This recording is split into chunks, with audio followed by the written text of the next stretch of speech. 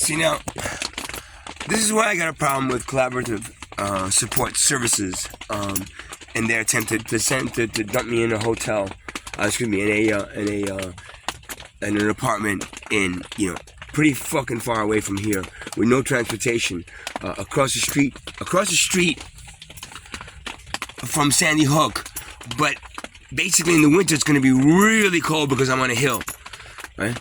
The first apartment, right, which is right next to the laundry, right? So all day I'd be smelling of like laundry, and I'd be hearing laundry going on, all day, washer, dryer, smelling detergent all through the house, right next. Basically the door was right next to my door. I'm in the first apartment, and it would go downstairs. Can't have pets in there. Right? Little tiny apartment, and the big one about that apartment that I really didn't trust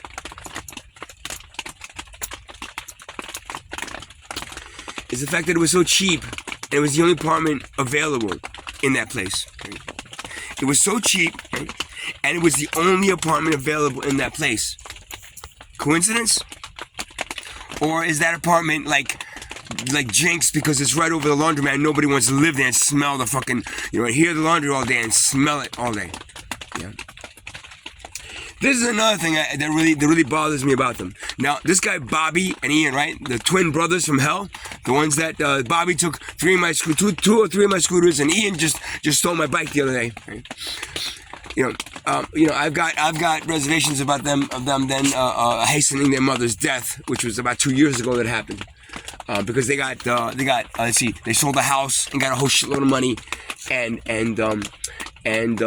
from that, which they fucking shoot up all. Basically, when they get the money, they go to the hotel and fucking for months they shoot up 24/7 dope. Them two and their girlfriends.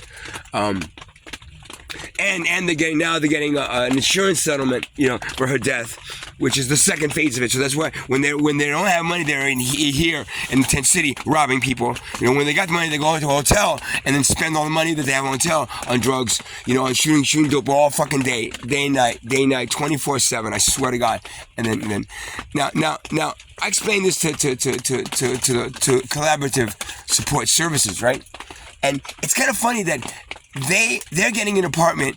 Bobby and his girlfriend are getting an apartment in Eatontown. Huh? That's really close from here. A lot closer here than all the way up by Sharks River, whatever the fuck it is, hillside, Atlantic Highlands. A lot closer. But now these guys that if you Google their name, Google Ian Ward, and you'll see an article that comes up that says, hey, him, his brother, and this other guy robbed the place. Were convicted for burglary charges. So now these people got history of some pretty fucked up crime. There's still a mystery between the mother's death. She was 66 years old. She died of cancer, but she died at home. Right, when they because they decided to bring her home, and she was there in a bed in the middle of the living room as they were shooting dope all day in front of her, and then she died.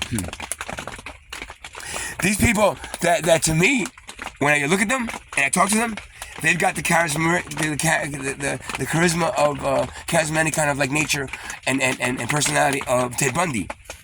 Google Ted Bundy and then see his how suave and debonair he was, and that's what these two,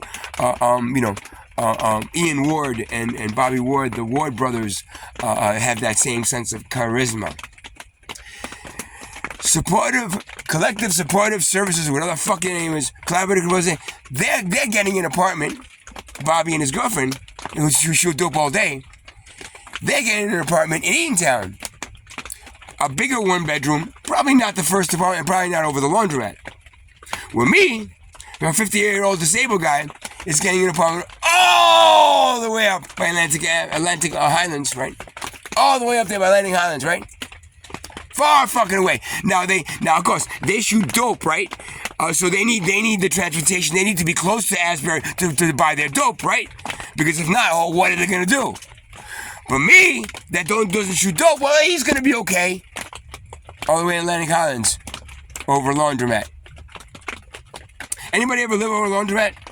I know a guy lived over a laundromat, and all day long, he would hear that laundry go, and all day long, he would smell laundry detergent in his veins, in his nose, and in this food, and everything in the place. So that's why I didn't take the apartment, and that's why I still don't trust them, because their better judgment, right, has their better judgment. Their judgment has not, allowed them to understand that Bobby and his girlfriend, Marissa, shoot dope all day. So you're gonna put them in an apartment complex, right?